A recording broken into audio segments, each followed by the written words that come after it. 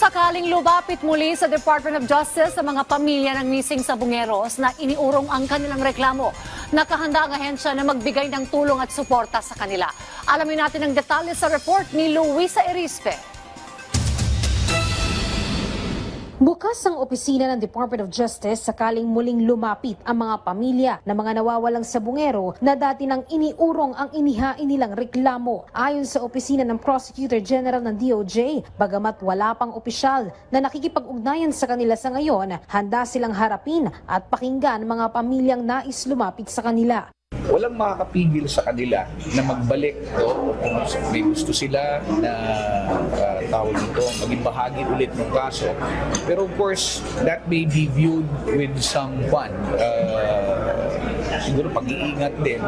Kasi dyan yung punto na nakipag-ayos sila. Nais namang malaman ng DOJ ang dahilan bakit nila iniurong dati ang kaso. Naiintindihan natin ngayon, siguro with all these developments na bumaya ng loob, kailangan na natin sila makausap para malaman natin ano ba ang naging dahilan ng inyong pag-urong at ano ang dahilan ng inyong kagustuhan ngayon na magbalik at makipagtulungan. Sa ngayon naman, maituturing pa ring akusado si Julie Patidongan o alias Totoy sa kaso. Bagamat lumalabas na whistleblower, vine-verify pa umano ng DOJ ang mga pahayag ni Totoy bago ito opisyal na matawag na state witness.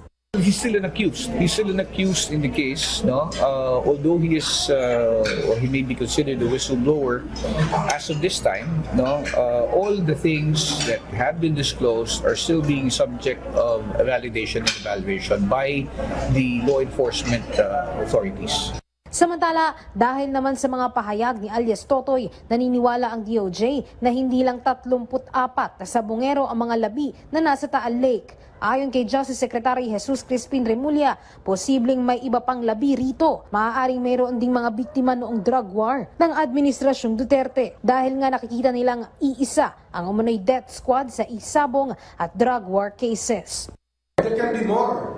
Kasi sa drug war, ang dami rin na walang tao eh. Hindi natin alam eh. Hindi natin alam. There can be more. But yung sa Sabongero, in accordance with the testimony of, with the narration of alias Totoy, mukhang 100 na ang biktima sa sabong pa lang.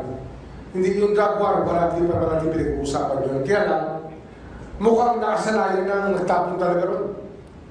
It has already become a place to dispose of human remains.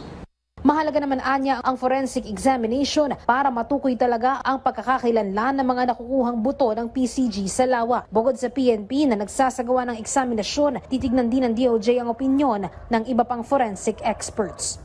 Yung identification, yung DNA methodology, lahat dyan, we're moving to make sure that we are able to use the best scientific means to ascertain the identity of many of these people, of these remains that we may uncover in Taguig.